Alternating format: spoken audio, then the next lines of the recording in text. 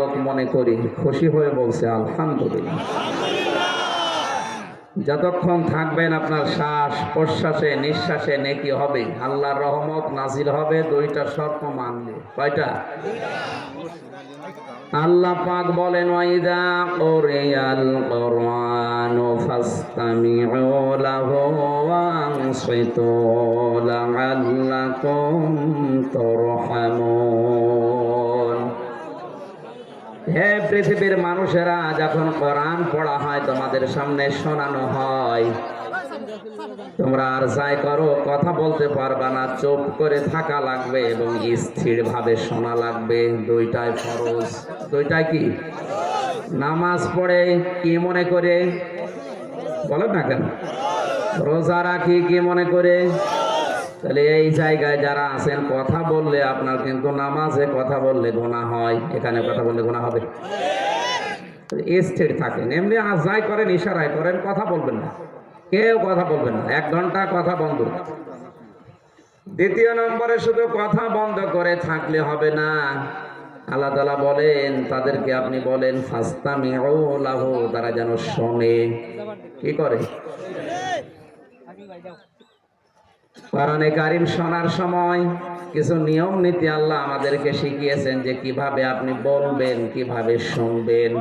আল্লাহর ওই ধরনটা আমরা এখন আপনাদের উপস্থাপন করছি।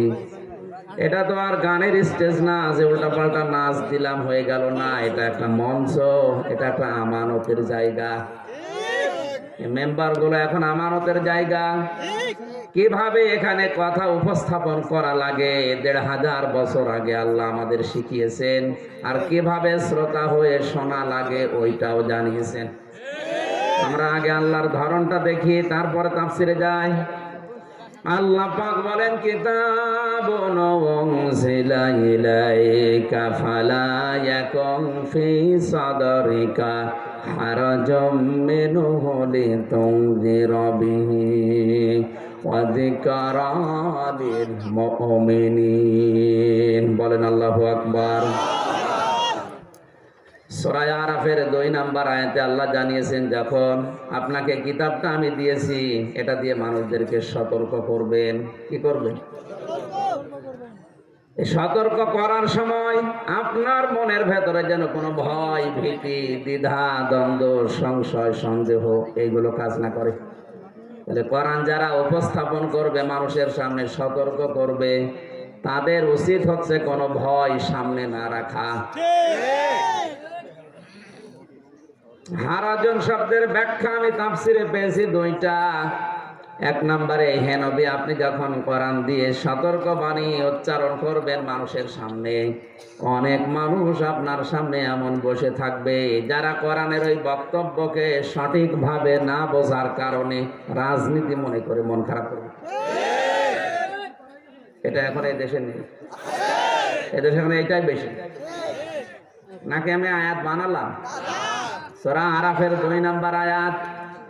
এই যে হাফেজ বসে আছে, আল্লাহ পাক বলেন শুধু একটা না, 2 নম্বরে আপনি যখন কোরআনে কারিমের তাফসীর করবেন, তাফসীর মানে খুলে ফেলা। তাফসীর মানে আবরণ দিয়ে ঢাকা আছে, আবরণ ফেলে দেওয়া। অনেক মানুষ অনেক কিছু দিয়ে ঢাকনা দিয়ে আছে, পরিবার, সমাজ আর রাষ্ট্রে। তাফসীর করলে এগুলো খুলে যাবে।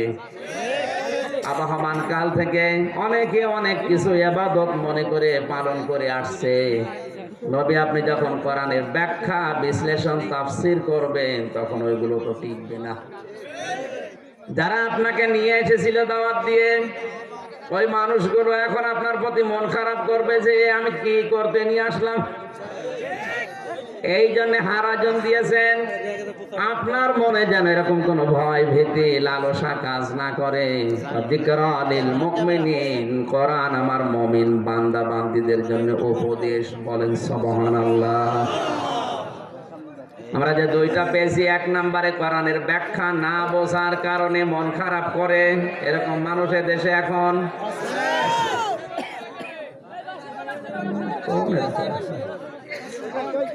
দিনের বেলা এই জন্য অনুষ্ঠান নিতে চাই না, এত গ্যাঞ্জাম হলে সমস্যা।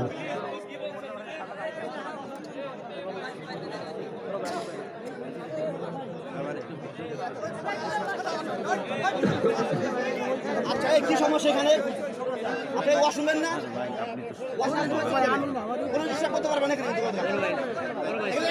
এটা খুলুন কেন? না না ঠিক আছে।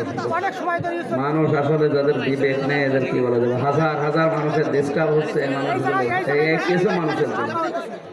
এখানে ভলেন্টিয়ার নেই, এখানে বসিয়ে দেন না দাঁড়িয়ে দেন, ঝামেলা যাচ্ছে। কথা কেবল বোঝাতে শুরু করলাম আর ডিস্টার্ব করো। দাঁড়িয়ে আসে কোন করে? হ্যাঁ বসতে পারেন না ওখানে? এই ছেলে এখানে শিখা যা, তুই ওখানে দাঁড়িয়ে আছেন কেন?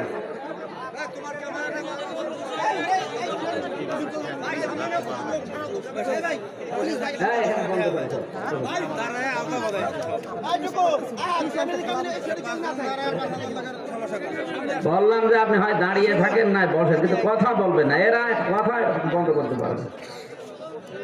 হ্যাঁ আবার কথা বলেন, কথা বন্ধ করেন ভাই, এমনি ইশারায় কাজ করেন। সুবহানাল্লাহ ওয়ালহামদুলিল্লাহ লা ইলাহা ইল্লাল্লাহ সুবহানাল্লাহ ওয়ালহামদুলিল্লাহ লা ইলাহা ইল্লাল্লাহ লা ইলাহা ইল্লাল্লাহ মুহাম্মাদুর রাসূলুল্লাহ। ফরিদপুরবাসী কোরআনের কোন শব্দ যদি কেউ বোঝার জন্য মন মানসিকতা 100 ভাগ দিয়ে চেষ্টা করে, যদি নাও বোঝে তাও 500 রাকাত নফল নামাজের সওয়াব হয়। দেখেন তো কত মানুষ চেষ্টা করছে বোঝার, আর আপনি কথা বলেন।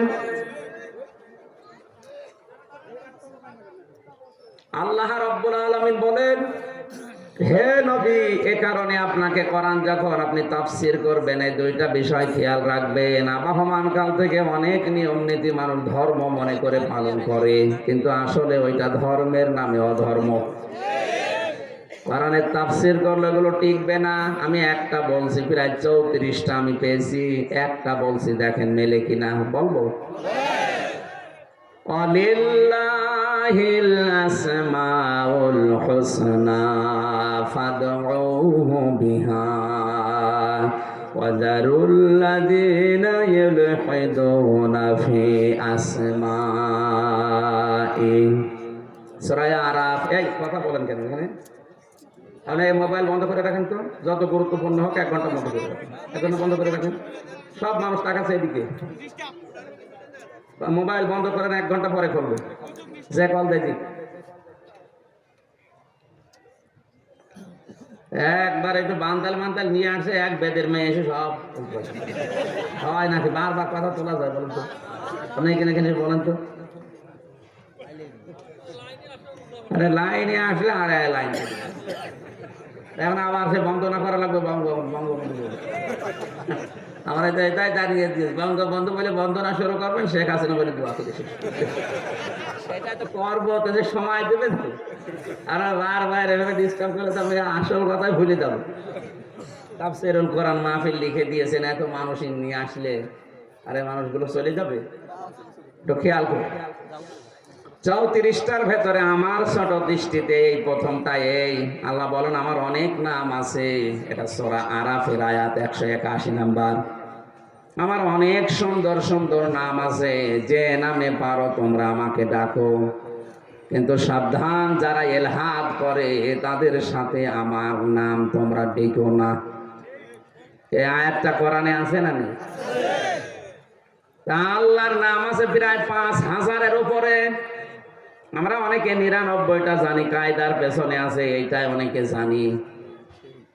মহান আল্লাহর নাম আছে 5000-এর উপরে। যে নাম ধরে ডাকেন অসুবিধা নেই, উনি ডাক শুনবে, কিন্তু সাবধান বাণী দিয়েছেন যারা আল্লাহর নাম উলট পালট করে ফেলে, আল্লাহর নাম কেটে সেটে বাদ দেয়, আল্লাহর নামকে ইলহাদ করে পরিবর্ধন করে ডাকে, তাদের সাথে তোমরা ডাকবা না। এখন আল্লাহর নাম উচ্চারণ করার জন্য কোরআনে কারিমে যেগুলো আমরা পাই, আর রহমান, আর রহিম, সুবহানাল্লাহ, আলহামদুলিল্লাহ, লা ইলাহা ইল্লাল্লাহ, আল্লাহু আকবার, এগুলো কোরআনে নেই। আল্লাহ জানিয়ে দিলেন আমাকে এভাবে ডাকো, কিন্তু আমার নাম যেন উল্টা পাল্টা করো না, আমার নাম কাটছাঁট করে বাদ দিও না। আজ যারা আল্লাহ আল্লাহ জিকির করার পাশাপাশি হু হু করে, এটা কি কাটছাঁট হয়েছে না হয় নাই? এদের নামের সাথে নাম বলে ডাকা জায়েজ নেই। দুনিয়ায় 3টা গোনার নাম আমি পেয়েছি, গোনা একটা, কিন্তু শাস্তি হবে ডবল, তার ভেতরে এটা একটা। যারা আল্লাহকে ডাকে পাশাপাশি অন্য কাউকে জুড়ে দেয়, এটা সূরা ফুরকানে আছে 19 নাম্বার পারা 4 নাম্বার পৃষ্ঠা 14 নাম্বার লাইনের মাঝে আছে মাআল্লাহি ইলাহান আখর। এটা মাআল্লাহ, আল্লাহর সাথে অন্য কাউকে ওরা জুড়ে দেয়। কত মানুষ আজ আল্লাহর নামের পাশাপাশি ইয়া আলী বাবা, খাজা বাবা, দয়াল বাবা বলে ডাকতেছে। এমনকি রাসূলুল্লাহর নামেও জিকির বানিয়েছে, ইয়া রাসূলুল্লাহ, ইয়া রাসূলুল্লাহ। এটা হারাম। রাসূলের নামে কোনো জিকির নেই, রাসূলের নামে আছে দরুদ। বলেন বলেন, রাসূলের নামে জিকির আল্লাহ। সাফ কথা বলছি, আল্লাহর সাথে যারা অন্য কাউকে জুড়ে ডাকছেন তাদের সাথে ডাকা নিষেধ। আমার মনে হয় আজটা যদি বাংলাদেশে মেনে নেয়, এ দেশের অনেক দরবার এমনি উঠে যাবে। এ জেলা থেকে শুরু হবে।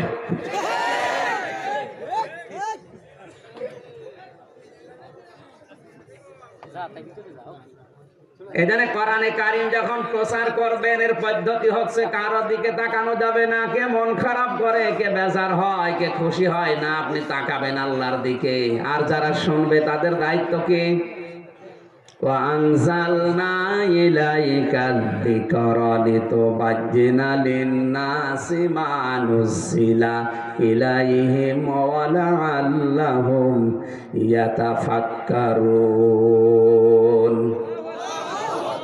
এটা সূরা নাহলের ভেতরে আছে 14 নম্বর পারা 11 নম্বর পৃষ্ঠার 3 নম্বর লাইনে 44 নম্বর আয়াতের শেষের দিকে আছে। আল্লাহ পাক বলেন, নবী আপনাকে কিতাব দিয়েছি, এই জিকির, এই কোরআন স্পষ্ট দলিল আর প্রমাণ দিয়ে আপনি জীবিত মানুষদেরকে শোনাবেন। কাদের? জীবিত মানুষ। কোরআন আজকে পড়া হচ্ছে মরা মানুষের পাশে। আমার তো যতটুকু কোরআন হাদিসের জ্ঞান আছে, আমার মনে হয় আলেম যারা তারাও একমত হবে, মরা মানুষের পাশে যদি কেউ কোরআন পড়ে আর ওর জীবন যদি কোরআন অনুযায়ী না চলে, ওর আযাব আরো বাড়বে। মাঝখান থেকে হাফেজের কিছু টাকা হবে, আপনার বাবার কোনো উপকার নেই, কারণ আপনার বাবা সারা জীবন চলেছে এর বিরুদ্ধে। হাফেজ আবু সাইদ না, আমির হামজা না, কাবা শরীফের ইমাম সোদাইসিকে নিয়ে এসে যদি বলেন একটু পড়ে দেন, ও যখন তেলাওয়াত শুরু করবে ওই আয়াত যাবে আপনার বাবার বিরুদ্ধে। কোরআনে কারিমে আল্লাহ জানিয়েছেন, আমার সৃষ্টির পরিবর্তন করা শিরিক, কুফর। কেউ যদি আল্লাহর সৃষ্টি পাল্টিয়ে ফেলে, সে কুফরি করে। সূরা নিসার ভেতরে আছে। আর নবীজি আয়াতের ব্যাখ্যা করতে গিয়ে জানিয়েছেন, কোন নারী যদি পুরুষের সুরাত সিরাত ধরে এবং কোন পুরুষ যদি নারীর সুরাত সিরাত ধরে, তাহলে আল্লাহ নিজে তার উপরে লানত করে। এখন যে লোকটা মারা গেল, এই লোকটা কিন্তু ট্রান্সজেন্ডারের পক্ষে ছিল, শরীফ থেকে শরীফা হওয়ার পক্ষে ছিল। সকালে উনি শরীফ, বিকালে বলছে না আমার শরীফা শরীফা লাগছে। আপনি হন, অসুবিধা নেই, কিন্তু এটা যদি রাষ্ট্রীয় ভাবে কায়েম হয়ে যায়, সিলেবাসে তো এখন আছে ঠিক 7-এর বইতে, কিন্তু এটা যদি রাষ্ট্রীয় ভাবে কায়েম করে ফেলে কি হবে আপনি টের পাচ্ছেন। সকালবেলা বেটা শরীফ ছিল, বিকালে নিজে নিজেই বলছে আমি শরীফা, এখন আমার মহিলা হোস্টেলে সিট দেওয়া লাগবে, বাধ্য হয়ে দেওয়া লাগবে, কারণ এটা রাষ্ট্রীয় আইন। অথচ ওই হোস্টেলে আপনার মেয়ে আছে, আপনার বোন আছে, কথা বলছে না। ও শরীফা যতই দাবি করুক, মাল কি? ও শয়তান যতই দাবি করুক আমি শরীফা, ও মাল কি? ওরা যদি থাকতে দেন, আপনার বোন ঠিক থাকবে, আপনার মেয়ে, আপনার ফুফু, কয়েকদিন পরে তো জারজ হবে। কোথায় যাচ্ছে টের পাচ্ছেন? অত এর পক্ষে ছিল আয়াত যখন আপনি পড়বেন ইউসিকুমুল্লাহু ফি আওলাদিকুম লিয-যাকারি মিসলু হাযযিল উনসায়াইন। হাফেজ তো অবশ্যই আয়াত পড়বে না, পড়বে না? তেলাওয়াত করতে করতে আয়াতে যখন আসবে ফেরেশতা গোতা দিয়ে বলবে বেটা তোর তো এই আয়াত জীবনে ছিল না। আমার মনে হয় পাগলকে যদি বলা হয় ভাই সাকর নাড়া বেরাও বলে আমার মনে ছিল না। ফেরেশতাদের যদিও মনে ছিল না, আপনি এরে দিয়ে মনে করিয়ে দিচ্ছেন, ওর আযাব আরো বাড়বে। মাঝখান থেকে এর উপকার হচ্ছে। এই যে যারা বিভিন্ন জায়গায় মিলাদ পড়েন, মিলাদ দেন, আজ পর্যন্ত আপনি শুনেছেন, দেখেছেন যে কোন হাফেজের বাড়ি, কোন মৌলানার বাড়ি মিলাদ হয়? কারণ জানে যে তাদের কোনো লাভ নেই, কারণ বানানো। মিলাদুন শব্দের শাব্দিক অর্থ নবীর জন্ম বৃত্তান্ত। নবীজির জন্ম বৃত্তান্ত সম্পর্কে কেউ যদি আলোচনা করে ওইটাই মিলাদ। আর সিরাত মানে আল্লাহর নবীর 63 বছরের জীবন থেকে আলোচনা করে শিক্ষা নেওয়া। আমাদের দেশে মিলাদ মাহফিলে কোনো ঝামেলা সেরকম দেখি না। সমস্যা কিছু যদি হয় সিরাত মাহফিলে, কারণ নবীজির সিরাত বললে এই দেশে অনেক কিছুই মাইনাস হয়ে যাবে। আমি যে 34টার একটা একটু টাচ দিলাম, যে আবাহমান কাল থেকে অনেক মানুষ বিভিন্ন পীরের মাধ্যমে, খানকার মাধ্যমে ইবাদত মনে করে। ওরা মনে করে হো হো এটাও করা ইবাদত, আলী বাবা, শাহ আলী বাবা, খাজা বাবা এইটাও ইবাদত মনে করে না? না তো করে কেন? না এত কিছু আপনি বুঝতেছেন, আরে সহজ বিষয় বোঝেন না মানে? এই আয়াতটা আপনি 10 বার শুনবেন, দরকার হয় বুঝবেন না মানে? এই যে বোঝার পরে যারা না বোঝার ভান করে থাকে, আয়াতের উপরের আয়াতে আছে লাহুম কুলুবুল লা ইয়াফকাহুনা বিহা, যারা বোঝার পরেও না বোঝার ভান করে থাকে এরা জাহান্নামী। এই আয়াতের আগের আয়াতে শব্দটা আছে ওয়ালাকাদ যারানা লি জাহান্নামা কাসীরাম মিনাল জিন্নি ওয়াল ইনস লাহুম কুলুবুল লা ইয়াফকাহুনা বিহা। সূরা আরাফ 9 নম্বর পারা 13 নম্বর পৃষ্ঠার প্রথম নম্বর লাইনের 179 নম্বর আয়াত। আল্লাহ পাক বলেন আমি বহু জিন আর মানুষকে জাহান্নামে দেব, এই জন্যই বানিয়েছি। 3টা গুণ যাদের ভেতরে পাওয়া যায় তারা চির জাহান্নামী। 1 নম্বরে যাদের বিবেক আছে, জ্ঞান আছে, মগজ আছে, হৃদয় আছে, কিন্তু চিন্তা নেই। এই পরমানন্দপুর বাজারে তেলের কেজি মনে করেন 120 টাকা, ফরিদপুরে 115 টাকা। এই 5 টাকা বাঁচাতে আপনি হেঁটে হলেও ওখানে চলে যাচ্ছেন। এটা তো ভালোই বুঝতেছেন। আর কোরআনের এই সহজ কথাগুলো আপনার বুঝে আসে না, আপনি শিরিক করছেন। অনেক মানুষ এদেশে ছড়িয়েছে যে আমি জানি না তাই মানি না, আল্লাহ মাফ করে দেবে, তোর শাস্তি ডবল হবে। তুই জানিস না কেন? এটা তোর অপরাধ। জানার এত মাধ্যম দুনিয়াতে, তাও তুমি জানো না। আজকের মাধ্যম তৈরি করেছে ইব্রাহিম ভাই জানার জন্যে না লোক দেখানোর জন্যে? জানার জন্যই তো আমি বলছি। সুতরাং আবাহমান কাল থেকে যারা ইবাদত মনে করে এগুলো পালন করে আসছে, আপনি এই মুহূর্তে থেমে যান, বাদ দিন, ওটা ইবাদত না। আপনি তো শুনলেন কোরআনের সূরা আরাফের আয়াত দিয়ে, সূরা নিসার আয়াত দিয়ে একটাও মিলছে না। এরপরেও যদি না বোঝার ভান করে কেউ ওগুলো করতেই থাকে, আল্লাহ নিজে দায়িত্ব নিয়ে তাকে হেদায়েতের রাস্তায় যদিও থাকে ওরে ঠেলা মেরে ফেলে দেবে। এই যে ধাক্কা দিয়ে ফেলে দেবে, এটা তো আমি বানালাম? হ্যাঁ, তিরমিজি শরীফের হাদিস। নবীজি বলেন মানিত্তাবাল হুদা বিগাইরিল কোরআন আদাল্লাহুল্লাহ। এখানে আলেম নেই? আলেম করে আমি কিন্তু এটা কঠিন প্রশ্ন। এটা আর আলেম না, এটা হাফেজ। আলেম যারা আছেন যদি থাকেন আপনি মিলিয়ে দরকার তার কাছে জিজ্ঞাসা করেন। শব্দটা নবী দল্লা ইয়াদিল্লু দিতে পারতেন, তাহলে বাংলা অর্থ দাঁড়াতো আপনি নিজেই নিজেকে গোমরা বানিয়ে ফেলেছেন। কিন্তু আদাল্লা ইয়াদিল্লু বাবে ইফআল, এই বাপ থেকে আসার কারণে শব্দের অর্থ বাংলায় দাঁড়িয়েছে। আপনি হয়তো ভালো হবার নিয়তেই কোনো জায়গায় গিয়েছিলেন যে হেদায়েত পাবেন, কিন্তু সেখানে কোরআন ছিল না, কোরআনের নিয়ম নীতি সেখানে চলে না। এজন্য আল্লাহ রাগ করে আপনাকে হেদায়েতের রাস্তা থেকে ফেলে দেবে। 48,000 পীরের দরবার এই দেশে এখন। আমার তো যতটুকু বাস্তবতায় আমি দেখেছি, হাতে গোনা কয়েকটা দরবার বাদ দিয়ে অধিকাংশ দরবারে কোরআনের নিয়ম নীতি চলে না। হ্যাঁ চলে, ওখানে ওর বাপ দাদার নিয়ম, ওর বাবা এই বলেছে ওইটাই মানে, এই যে বাবা বলেছে, দাদা বলেছে, বুজুর্গ বলেছে এইটাই মানে। এটা স্বভাব কাফেরদের, এটা যে স্বভাব কাফেরদের, এটাও মানালাম। সূরা মায়েদা 7 নাম্বার পারার 4 নাম্বার পৃষ্ঠার 1 নাম্বার লাইনের 104 নাম্বার হাদিসটা ভালো করে মিলাবেন।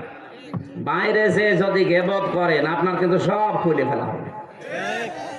وَإِذَا قِيلَ لَهُمْ تَعَالَوْا إِلَى مَا أَنزَلَ اللَّهُ وَإِلَى الرَّسُولِ قَالُوا حَسْبُنَا مَا وَجَدْنَا عَلَيْهِ آبَاءَنَا। আল্লাহ পাক বলেন, হে নবী আপনি যখন ওদেরকে বলবেন ওই ফরিদপুরবাসী আসো আল্লাহর বিধানের দিকে, রাসূলের আদর্শের দিকে, আপনি দেখবেন অনেক মানুষ এমন কথা বলবে, ক্বালু বহু বচন, হাসবুনা আমাদের জন্য যথেষ্ট, মা ওয়াজাদনা যা আমরা পেয়েছি, আলাইহি আবানা আমাদের পূর্বপুরুষ বাপ দাদা মুরব্বি এদের কাছে যা পেয়েছি ওইটাই যথেষ্ট, আপনারটা লাগবে না। নবীজিকে এই কথা বলতো ওই সময় কাফেররা। কারা? এখন বলছে কারা? এক কথা বলেন না কেন? কোরআন শরীফ আপনি চোখ দিয়ে গলিয়ে দেবেন। এই যে দেখেন, ওরা কাফেররা বলতো আপনার কথা আমরা শুনবো না, আমরা বাপ দাদা মুরব্বী আমার পীর সাহেব এদের কাছে যা পেয়েছি ওইটাই যথেষ্ট, আমাদের পূর্বপুরুষরা সঠিক পথেই ছিল, আপনার কথা মানি না। আপনি কোরআন পড়ে পড়ে শোনানে ওরা এই কথা বলবে। আমার তো মনে হচ্ছে 1,500 বছর পরে কাফেরদের ওই কথা অনেক মুসলমান এখন বলছে। আওয়ালাউ কানা, সাবধান, আওয়ালাউ কানা বাউহুম লা ইয়ালামুনা শাইআও ওয়া লা ইয়াহতাদুন। আল্লাহ আফসোস করে বলছেন, এই মানুষগুলোর পূর্বপুরুষ বাপ দাদা মুরব্বী এরা যদিও হেদায়েতের উপরে ছিল না, এরা কিছু জানতো না, এরপরে এরা অন্ধভাবে ওদেরকেই মেনে চলবে। 1,500 বছর পরে আল্লাহর এই কথাটা এখন একেবারে খাপের খাপ মিলে যাচ্ছে। তাহলে আমাদের লাগবে না যা আমাদের বাবা আমাদের পীর সাহেব দিয়েছে ওইটাই যথেষ্ট, এই কথা বলে কাফেররা। কারা? আপনি কি কাফের? আপনাকে আমি কোরআন হাত ধরে ধরে শিখিয়ে দিচ্ছি। আজ হাজারো মানুষ, আমার যতটুকু ধারণা পীর সাহেব বাংলাদেশে 48,000-এর উপরে, লেখাপড়া জানা, কোরআনের জ্ঞান হাদিসের জ্ঞান জানার মতো হাতে গোনা 5-6টা আছে।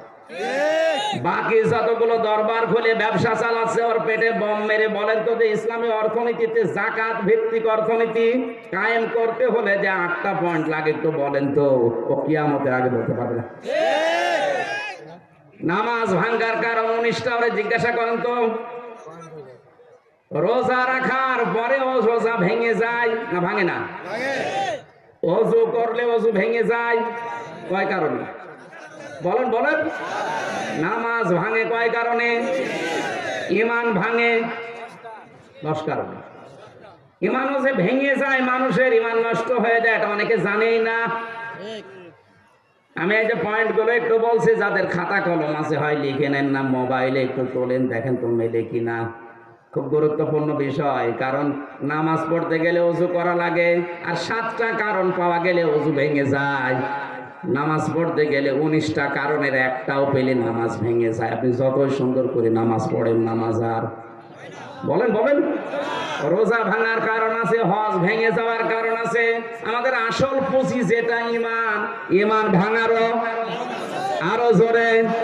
প্রত্যেকটার পেছনে কোরআনের আয়াত দলিল আছে, হাদিস আছে। আমি শুধু পয়েন্টগুলো বলছি, যেহেতু আলোচনা আজকে এটা না, এই 17 তারিখ নাকি একটা মাহফিল আছে না?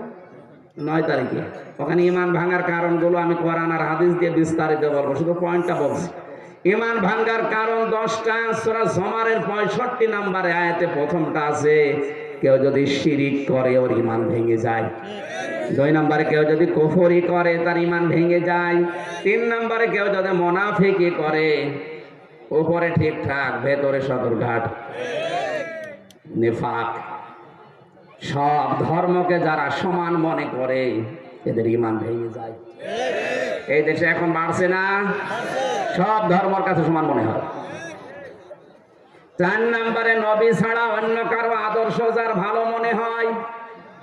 এই পয়েন্টটাই আমার মনে হয় এই দেশের 100 জনের 70 জন ধরা খাবে। কয়েকদিন আগে একটা জরিপ পেয়েছিলাম, এই দেশে বিশ্ব নবীকে একমাত্র আদর্শ মেনে চলে 100 জনের মাত্র 14 জন। 100 জনের 14 জন বাদ দিলে থাকে কত? হ্যাঁ, কথা বলে টাকা।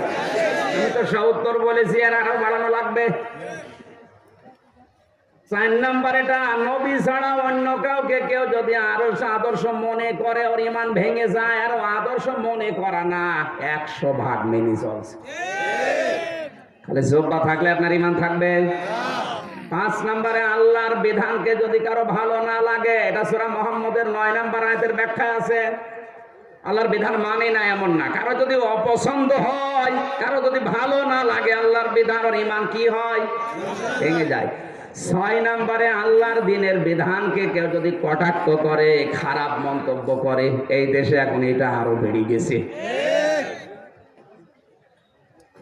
7 নম্বরে, যারা জাদু করে, এখানে হারুত মারুতের কাহিনী আছে কোরআনে কারিমে, তাফসীর আমি ওই দিন 9 তারিখে দেখবো ইনশাআল্লাহ। 8 নম্বরে, মুসলমানদের বিরুদ্ধে যারা ষড়যন্ত্র করে। সূরা বুরুজের ভেতরে আয়াতটা আছে, সূরা আহজাবে আছে। 9 নম্বরে, কাউকে ইসলামের ঊর্ধ্বে যদি কেউ মনে করে তার ঈমান ভেঙে যায়। কোরআনে ছিল, সূরা তাওবায় আছে, ওয়া কালিমাতুল্লাহি হিয়াল উলিয়া, তোমরা যেখানেই থাকো আল্লাহর কালিমাকে উপরে রাখবা।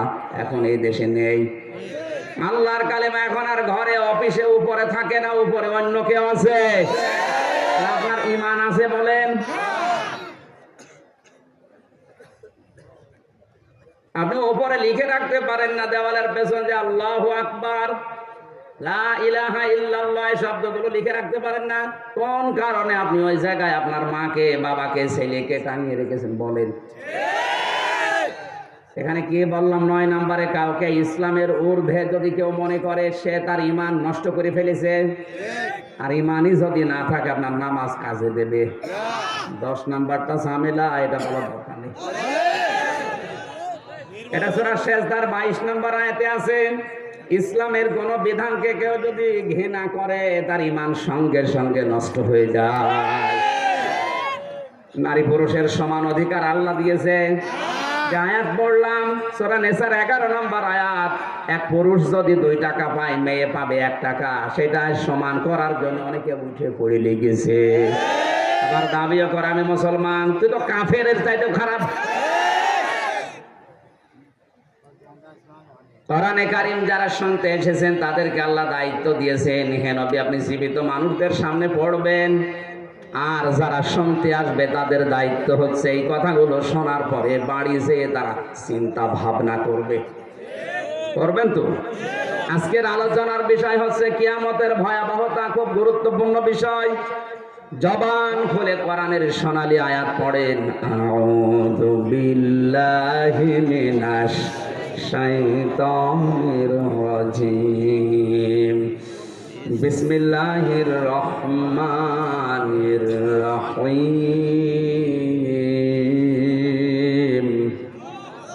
ওয়াত্তাকু ইয়াওমান তুরজাউনা ফীহি ইলাল্লাহ, সুম্মা তুওয়াফফা কুল্লু নাফসিন মা কাসাবাত ওয়া হুম লা ইউযলামুন।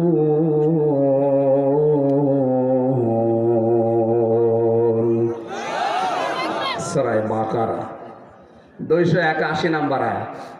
286টা আয়াত আছে, 40টা রূপ আছে, মাত্র একটা আয়াত পড়েছি। কয়টা? এরশাদ হচ্ছে ওয়াত্তাকু, তোমরা ভয় করো, ইয়াওমান, ওই দিনটাকে, তুরজাউনা ফিহি ইলাল্লাহ, যেই দিনের মধ্যে সবাইকে আল্লাহর কাছে ফিরে যাওয়া লাগবে। ওই দিন কিয়ামতের দিন। কোন দিন? সুম্মা তুওয়াফফা কুল্লু নাফসিম মা কাসাবাত ওয়া হুম লা ইউজলামুন, প্রতিটি মানুষকে তার উজরাত, পারিশ্রমিক, তার যে অর্জনকৃত বিষয়, এগুলো তাকে পঙ্খানু দেওয়া হবে, কারো উপরে জুলুম করা হবে না। কারণ জুলুম যে করে সে আল্লাহর মামলার আসামি হয়ে যায়। জুলুম যে করে সে আল্লাহর মামলার আসামি। কত বড় ওজনওয়ালা কথা টের পাচ্ছেন? ইন্নামাস সাবিলু আলাল্লাযিনা ইয়াযলিমুনান নাস।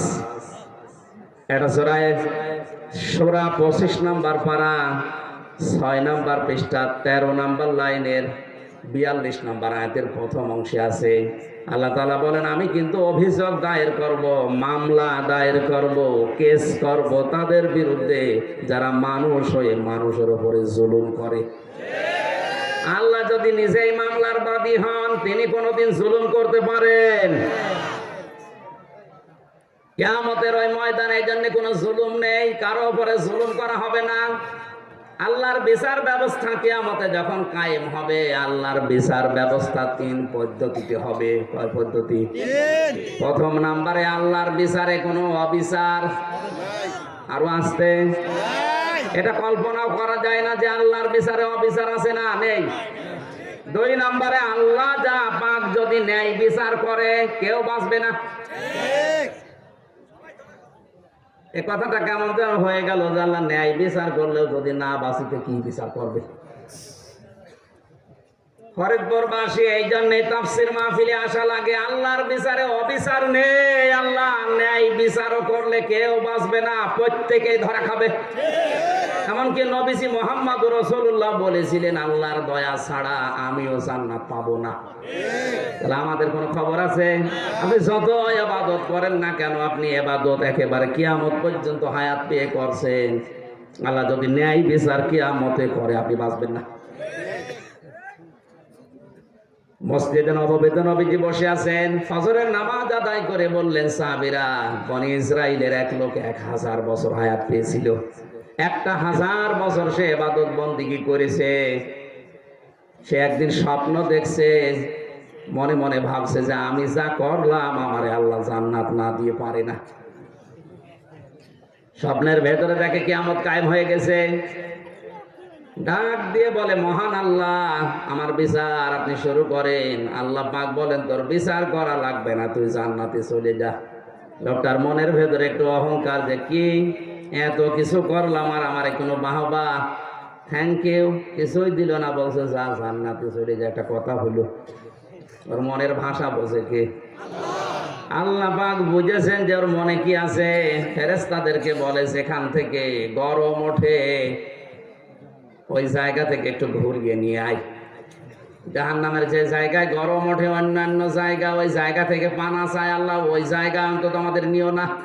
আর ওর পাশ দিয়ে যখন ঘুরিয়েছে, পিপাসায় কলিজা ফেটে যাচ্ছে, বলছে ফেরেশতারা আমার একটু পানি দাও। দুনিয়া না, এটা কিয়ামতের হাসরের ময়দান, এখানে মাংনা পানি পাওয়া যাবে না, ফেরি পানি দেওয়া যাবে না। যদি দিতে হয় তাহলে 500 বছরের ইবাদত আমাদের দাও। ঠিক আছে। পানি পান করার পরে বসাবের চাপ দিয়েছে, বলে একটু ব্যবস্থা করো। বলে না, এখানে এরকম ব্যবস্থা নেই। ঘিরে দিতে পারে, কিন্তু বাকি 500 বছরের ইবাদত দেওয়া লাগবে। আমার জীবনই বাঁচে না, করবো কি নাকি দিয়ে। ঠিক আছে। পুরাটা দেওয়ার পরে আল্লাহ পাক বলেন, বান্দা 1 গ্লাস পানি ভেতরে ঢোকালে আর 1 গ্লাস বের করে দিলে। এতটুকুর কারণে 1000 বছরের ইবাদত সব দিয়ে দিয়েছ। 1000 বছরে কত গ্লাস পানি খেয়েছো বলো? প্রত্যেক গ্লাসের বিনিময়ে 1000 বছরের ইবাদত দেওয়া লাগবে। তারপর কি আমার জান্নাতে যাবি? যা। সেজদায় পড়ে গিয়ে বলে, রব্বুল আলামিন, তোমার দয়া ছাড়া, মাপ পাওয়া ছাড়া জান্নাত পাওয়া সম্ভব না। এজন্য কিয়ামতের দ্বিতীয় পয়েন্টে আল্লাহ ন্যায় বিচার করলে কেউ পার পাবে, কেউ পার পাবে, প্রত্যেকে ধরা খাওয়া লাগবে। তিন নম্বরে বাঁচা যাবে যদি আল্লাহ মাফ করে দেয়। এই জন্য কাবা শরীফ যারা তাওয়াফ করে ষষ্ঠ চক্কর দেওয়ার সময় একটা দোয়া পড়ে, আল্লাহুম্মা ইন্না আলাইয়া হুকুকান ফীমা বাইনি ওয়া বাইনিকা। ডাক দিয়ে বলে, কাবার মালিক, আমি হাজির হয়েছি তোমার ঘরে, আমার সাথে তোমার সাথে অনেক দেনা পাওনা আছে, আমি বান্দা হিসাবে যা যা পাওনা সব তুমি আমাকে দিয়ে দিয়েছো। আমি সেই বীর্য থেকে শুরু করে আজ হামদা হয়েছি, আমি নেই থেকে শুরু করে আজ একে আজাদ হয়ে গেছি। আমার কিছুই ছিল না, এমনকি নাম পর্যন্ত আমার দুনিয়ায়। হালাতা আলাল ইনসানি হাইনুম মিনাদ দাহারি লাম ইয়াকুন শাইআম মাযকুরা। হে বান্দা, তোর জীবনে কি এমন দিন যায়নি যে সময় ধরে উল্লেখ করব এরকম কিছু ছিলি না। আজ তোর নাম, যশ, খ্যাতি, অর্থ, সম্পদ সব তোকে দিয়েছে। এই জন্য কাবার গিলাফ ধরে বলা লাগছে, আল্লাহ আমি যা পাবো তুমি তো সব দিয়ে দিলে, কিন্তু তুমি আমার মালিক, আমার মতো গোলামের কাছে তোমার তো কিছু পাওনা আছে, আমি তো আজ পর্যন্ত তোমার কিছু দিতে পারিনি। একটু নিজের দিকে তাকিয়ে ভাবেন তো, এই মুহূর্তে যদি আপনি মারা যান, এখনই যদি আল্লাহ আপনাকে সামনে দাঁড় করিয়ে বলে, বেটা তোর সব কিছু আমি দিয়েছিলাম, তুই যে আমার গোলাম ছিলি, আমারে কি দিয়েছিস বল দেখি। তুই যতটুকু দিলি সবই তো ভ্রান্ত, একটাও মেলে না, সব ত্রুটি দিয়ে ভরা। সাহাবীরা এই কারণে কাঁদতেন, আমাদের তো কান্না আসে না, কারণ আমরা ওই সেন্সে নেই। খলিফাতুল মুসলিমিন হযরতে ওমরের জীবনী পড়েছিলাম। তার সন্তানটা ভর্তি করলেন মাদ্রাসায়। হযরতে আলী ওই সময় প্রধান বিচারপতি, তিনিও তার সন্তানকে ভর্তি করলেন মাদ্রাসায়।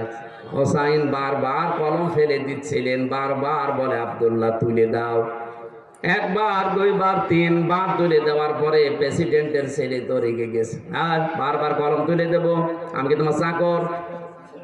হযরতে হোসাইন বলে, তুমি তো শুধু চাকর না, খাদেম না, তুমি খাদেমের বাচ্চা, খাদেম।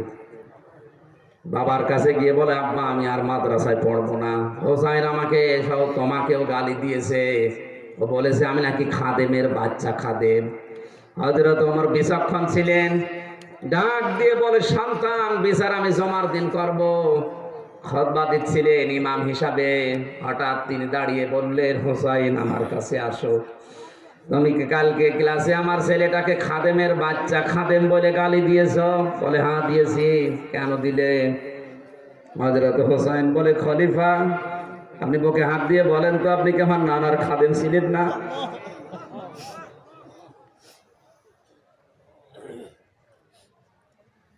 আমি হোসাইন নিজে দেখেছি আপনি আমার নানের খেদমত করছেন, খাদেমকে আমি কি বলবো? আপনি তো আমার নানারই খাদেম ছিলেন। হযরতে ওমর বলে, হোসাইনের কথাটা লিখে দিতে পারবা? বলে, কাগজ নিয়ে আসেন। খেজুরের পাতা নিয়ে এসেছে, লিখে দিয়েছে, আমি হোসাইন বলছি ওমর আমার নানার খাদেম ছিল, আমি দেখেছি, সই করে দিলাম হোসাইন ইবনে আলী। হযরত ওমর কাগজটা হাতে নিলেন, চমা খেলেন, ডাক দিয়ে বলে, নবীর সাহাবীরা বিচার হয়ে গেছে। ছোট মানুষ আব্দুল্লাহ তো বলছে না, বলে, বাবা তুমি তো বিচার শুরুই করলে না, হয়ে গেল কি করে? হযরত ওমর চোখের পানি ফেলে দিয়ে বলে, সন্তান যে বিচার করেছি দুনিয়া না মরণের পরেও কাজে লাগবে। আমি যখন মারা যাব, আমার এই কাগজটা আমার কাফনের ভেতরে দিয়ে দিও।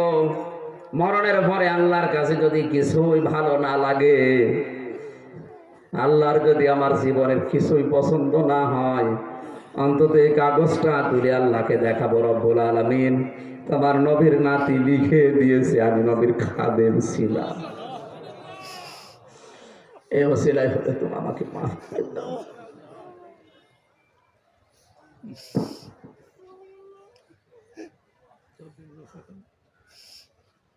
ও বাংলার মুসলমানেরা, আমরা আছি কোন দুনিয়ায়, কোন ধান্দায়? তারাও তো মানুষই ছিল।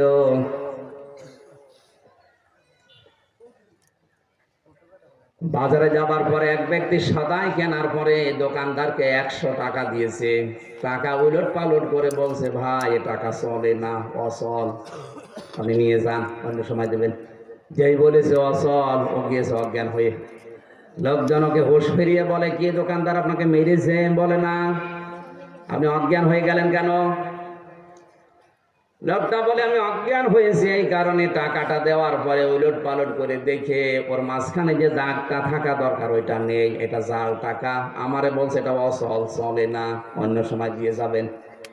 আমি চিন্তা করলাম, আমারও তো জীবনের একটা 100 টাকার নোট আছে, তার নাম হায়াত। আমারে 50, 60, 70 বছরের হায়াত। এখনই যদি মারা যায়, মহান আল্লাহ যদি আমার হায়াতের দিকে তাকিয়ে বলে, বান্দা এটা অচল, এটা চলে না, কারণ এর ভেতরে শিরিক পাওয়া যায়, এর ভেতরে মা বাবাকে কষ্ট দিয়েছি জয়টা লেখা আছে, হারাম কামাই করেছি জয়টা লেখা আছে, বেপরদায় চলেছি জয়টা লেখা আছে, উলঙ্গ নাচ দেখেছি জয়টা লেখা আছে। এ অচল, এইটা নিয়ে আমার জান্নাতে যাওয়া যাবে না।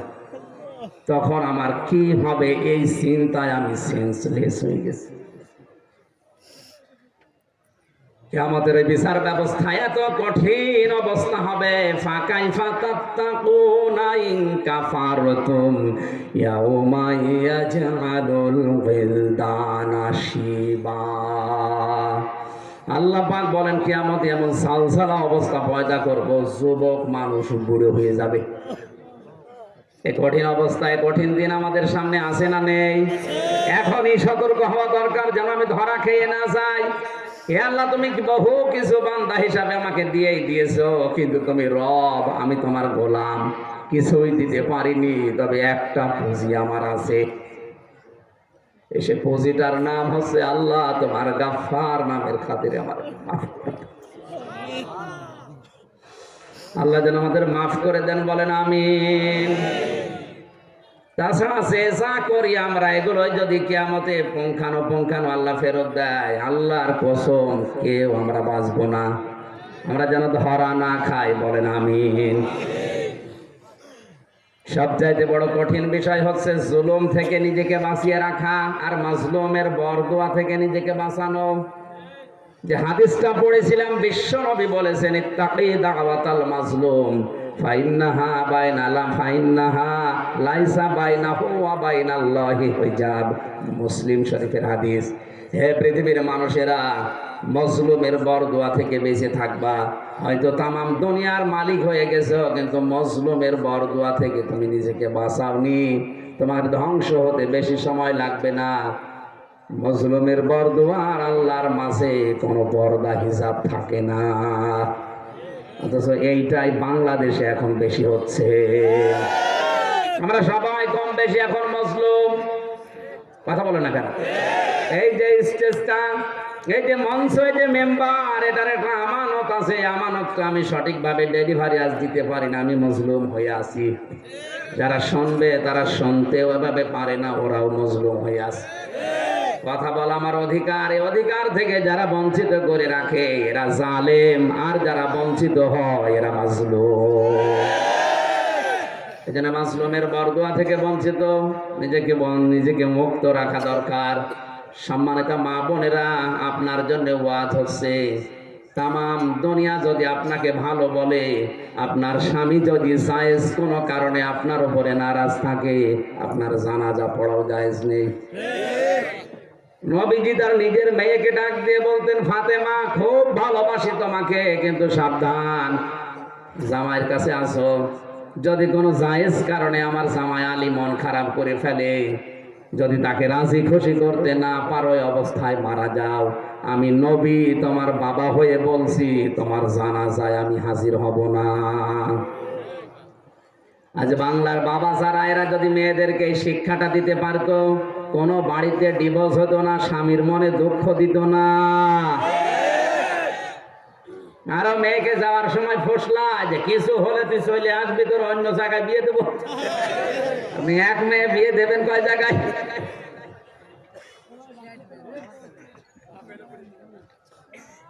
দুইজন মহিলাকে এই দুনিয়ায় স্মরণীয় করে রাখা হয়েছে একেবারে সবচাইতে বেশি। এই কান লাগা।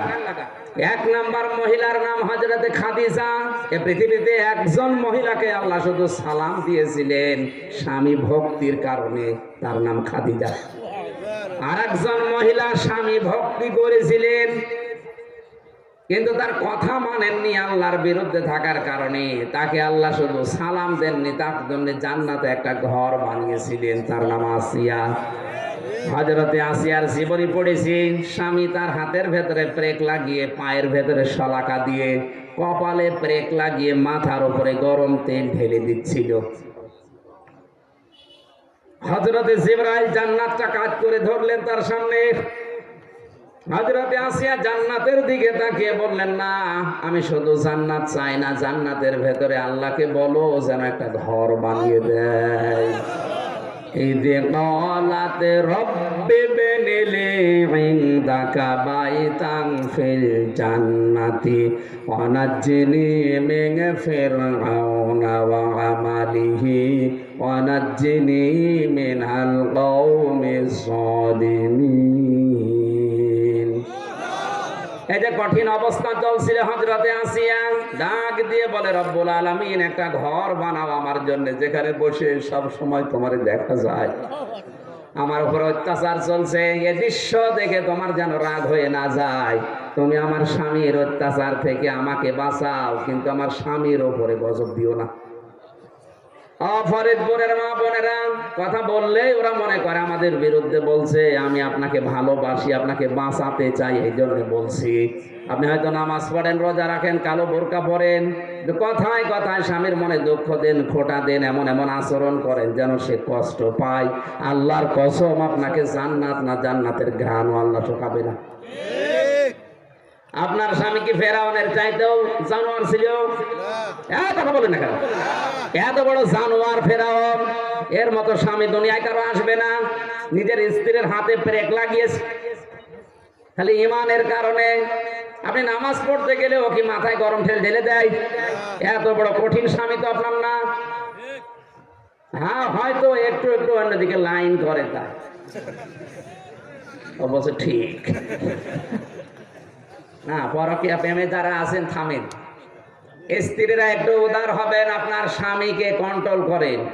আপনি নিজের থেকে যদি একটু উদারতা দেখান, যা আল্লাহ দিয়েছে উজাড় করে দেন, জীবনেও অন্য জায়গায় লাইন করতে পারবে না। এমনি শরীর চলে না, ও হাড় বাল দিয়ে ঠিকই আছে। ও যদি লাইন করে, এটা মিথ্যা কথা। এই স্বামী স্ত্রীদের কাছ থেকে সঠিক রেসপন্স না পাওয়ার কারণে হাজারো মানুষ পরকীয়া প্রেমে লিপ্ত। আর এইগুলো করার কারণে সংসারে অশান্তি হয়, শেষ পর্যন্ত বউ মেরে ফেলে। আর এইরকম আসামি এখন জেলখানায় বেশি। এই 3 বছরের ভেতরে আমি দেখেছি বউ মারা মানুষই বেশি। 30 বছর জেল খাটতেছে একটা বউ মেরি। এই জন্য এর উপরে ওখান থেকে টুকি টুকি রেখেছিলাম, বাইরে এসে 2টা বই লিখেছি। একটা দাম্পত্য জীবনে স্বামী স্ত্রীর যে সমস্যা, কলহ এবং তার সমাধান কি করে করা লাগবে। হঠাৎ করে না বুঝে আপনি বউটা মেরে ফেললেন, 30 বছর জেলে থাকা লাগবে, এরপরে ফাঁসি দিয়ে দেবেন, তাও এক ঘরের ভেতরে। আপনি এমনি পাগল হয়ে যাবেন। খুব সাবধানে। পারিবারিক জীবনে এই সমস্যাটা সারা দেশে একই অবস্থা। যাওয়ার সময় বইটা যাদের সামর্থ্য আছে নিয়ে যাবেন। আমার ওই খালি প্রিন্টিং খরচটা দেবেন, কাজে লাগবে। ওরা বইটা আপনার স্ত্রীকে পড়াবেন, স্ত্রীরটা, আর স্বামীরটা স্বামীকে পড়াবে। 2টা আছে, আমি জানি না, ওই যে গাড়িতে আছে, কোন জায়গায় গাড়ি আছে, যাওয়ার সময় নিয়েছে। আমার মনে হয় আমার গলা এবং শরীর সবই খারাপ, জোর করে করে আমি এগুলো